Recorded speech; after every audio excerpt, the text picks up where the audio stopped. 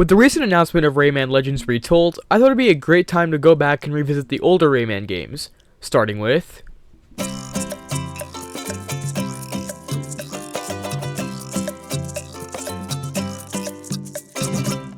Rayman Origins is a 2D platformer that released in 2011 for the PlayStation 3, Xbox 360, Nintendo Wii, and later on Steam in 2012. This was actually the first proper game I've ever played back on my Wii. I still distinctly remember constantly starting a new save file just to play the first world so I would avoid the harder stages that followed it. Upon its release, the media kind of ignored it.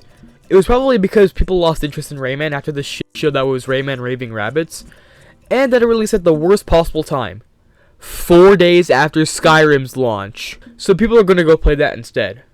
And honestly, I find that kind of disappointing, as this is probably one of my favorite games of all time, and it did do a lot of things right. Anyway, with that preamble out of the way, let's get into it. Starting a new save file shows a cutscene with Rayman, Glowbox, and the Teensies cooking up some fire beats in FL Studio, which irritates the land of the living dead. So they invade the snoring tree and lock us up in cages. But unfortunately for them, they underestimated the power of the jump button.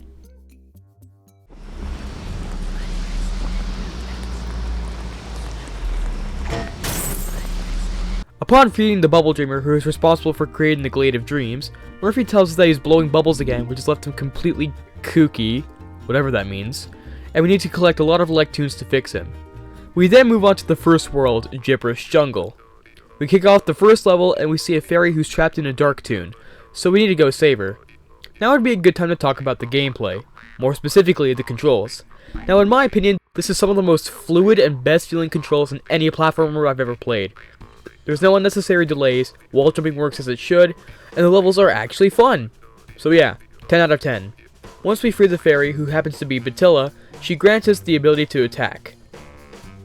Throughout the levels, there are these yellow things called lums. These are collectibles, and if you want 100% completion, you're going to need to prioritize them. And these skull coins provide 25. There's also the Lum King, and once collected will double the amount of lums for a few seconds. Once we make it to the end of the stage, we rescue the Electoons trapped in the cage. After that, our lums are tallied up. In most of the levels, 150 and 300 lums grants another Electoon, and 350 unlocks a ribbon, which doesn't actually do anything besides give you brag rights. Most levels have 2 additional Electoon cages that are hidden throughout the stages. They play a sound cue when they're nearby, so if you listen to those and do a little bit of exploring, you'll find them pretty easily. Once we make it to the end of Gibberish Jungle, the Electoons we saved build a bridge to the next world. After being showered in lums, we make it to one of many auto-scrolling levels. In these, we ride a mosquito, shoot down enemies, collect lums, and survive until the end. Now, I don't really enjoy auto-scrollers, but I honestly don't mind these. At least with these levels, my attention is kept from start to finish. That said, they show up in every single world at least once, so eventually you start to get sick of them, especially when you play most of the game in a single sitting. The next world is Desert of Didgeridoos, which is kind of reminiscent of the Music Land in the original Rayman on the PS1. Here we get the ability to glide by holding the jump button whilst mid-air, and we get to hear the most heavenly game OST ever.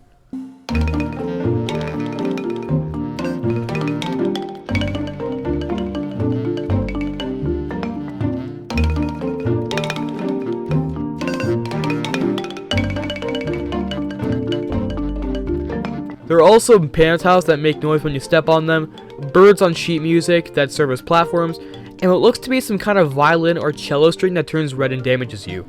Overall, a great world, probably my favorite out of all of them. One mosquito level later and we're on to Gorman Land. This one is icy themed and centered around food at the latter half. You get the ability to change size, which in my opinion is the weakest of them all. You can only change size when the level makes you, and honestly, you just control worse. You have a weaker punch, you move slower, and the glide is a lot faster, meaning it's a lot harder to be precise. And this is when I noticed something a little bit weird about this game. It feels like it just gets shorter and shorter as it goes on. What I mean by that is that each world has fewer levels than the last, until each world is 4 levels long, which is kinda weird. But anyway, let's move on to the next world. The next world is Sea of Serendipity. Wow, what a name. Here we get the ability to swim underwater. Now, despite being a relatively simple upgrade, they actually do a surprising amount with it. And honestly, these are kinda fun. My only complaint is that they don't do much in terms of theming, and the Lum King just completely ruins the vibe the music brings.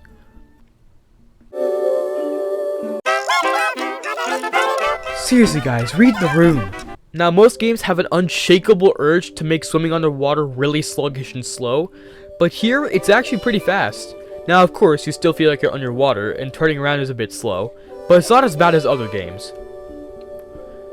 The next world is Mystical Peaks, which takes place up top what appears to be Mount Everest. We freed the final fairy, and she grants us the ability to run on walls, which is utilized really nicely here. And I love that when you go back to previous stages with all your upgrades, you essentially have a new way of navigating them. Another great world that I find really replayable. Once we free all 5 fairies, they tell us that the kings of each world have succumbed to the nightmares, and we must go rescue them to harness their magic to power the Dreamer's door to the final world. Then the game just decides to double its stage count. And remember what I said about the game feeling shorter and shorter as it goes on? It feels like the developers knew that when doing this. And okay, I have very few critiques of this game, but this is one of them. Despite me enjoying these stages more than the previous ones because you have all the abilities, I just can't help but feel that these were only thrown in to extend playtime. They could have just locked these levels behind a certain amount of electoons, so that way you'll still have the harder levels of each world, more incentives to play these levels, and you have the joy of unlocking them. But that's just my opinion, so I won't go on about that. To save the kings, we have to play through more stages and fight their nightmare form to rescue them. Then they show up on the world map and provide magic to the fairies. Once we save all the kings, we can go back to the fairies and they use their power to open the Dreamer's door. Then we enter the final area of the game, Moody Clouds. This is one of my favorite worlds because of how challenging it is. For example, these robots cannot be bubbleized by normal attacks, so you have to knock them into a lava or saw blades or something like that. Also, the music here is really good. It definitely feels climactic, at least for me.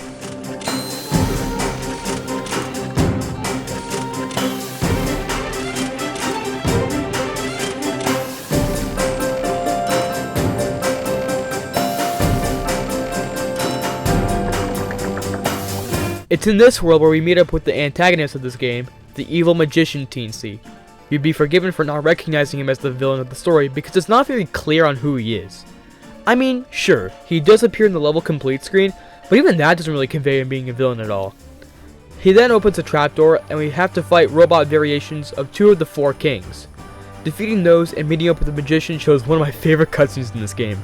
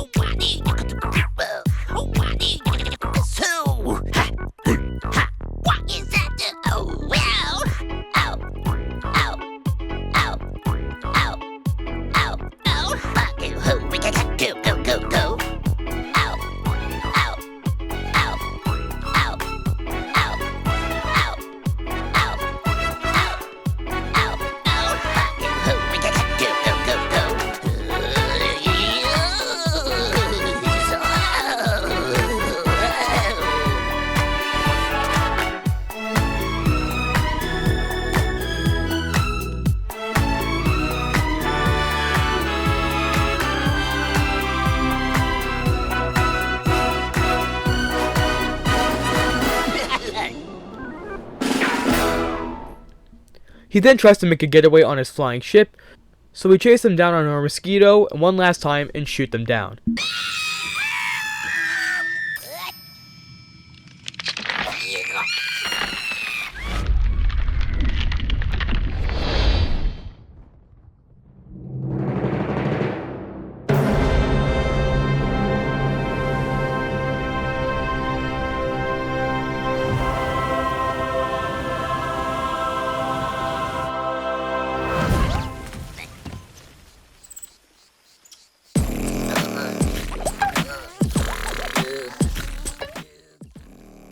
And that concludes Rayman Origins. Now there are some notes I still want to talk about, so here they are, starting with the audio. The music in this game, if I'm being honest, is kind of hit or miss. Most songs are beautiful art pieces, while others are just kind of annoying to listen to.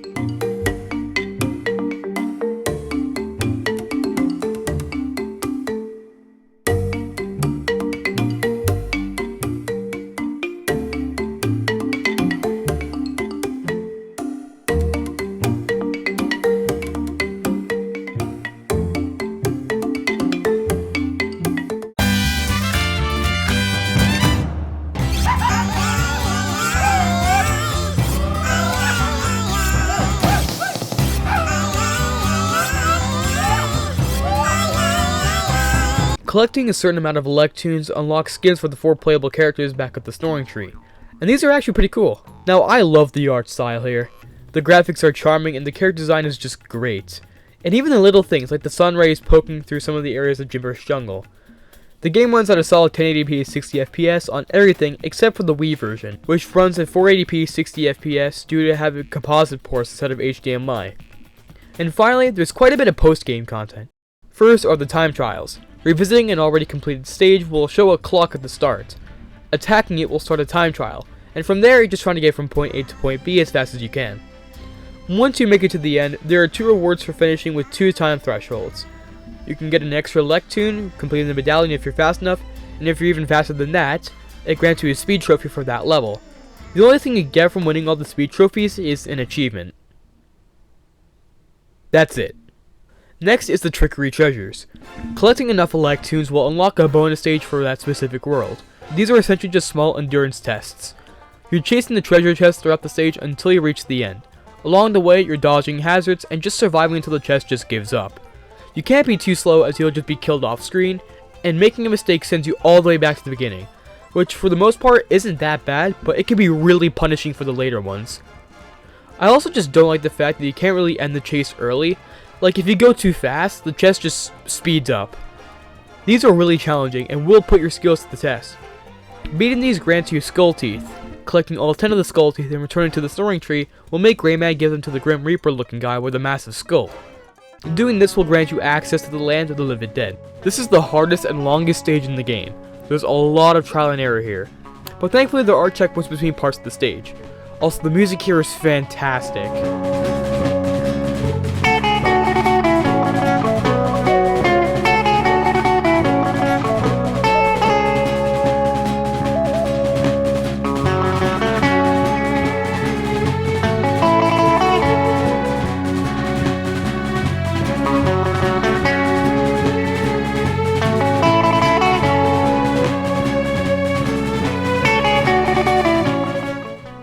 One of my favorite bits is near the end where it's just a bunch of fireballs that looks impossible to get past, only to realize that it syncs perfectly with the main path and you won't get hit. It's a really fun challenge and a great final level. Once you make it to the end, you fight the secret final boss. It's this pink, hairy creature that sits in lava, and this one's all about memorization. You just try to survive until the blister spawns, and then hit its massive set of eyeballs. Do it again, and the game concludes. Again. And yes, I did get the platinum just for this video. All in all, I think Rayman Origins is a near perfect game. The controls are solid, most of the music is fantastic, and the levels are fun. Thanks so much for watching this video. Unfortunately, uploads are going to slow down quite a bit, but hopefully I'll still maintain a consistent schedule. Comment, like, and subscribe, and join the Discord server to see sneak peeks, and I'll see you all later. Bye.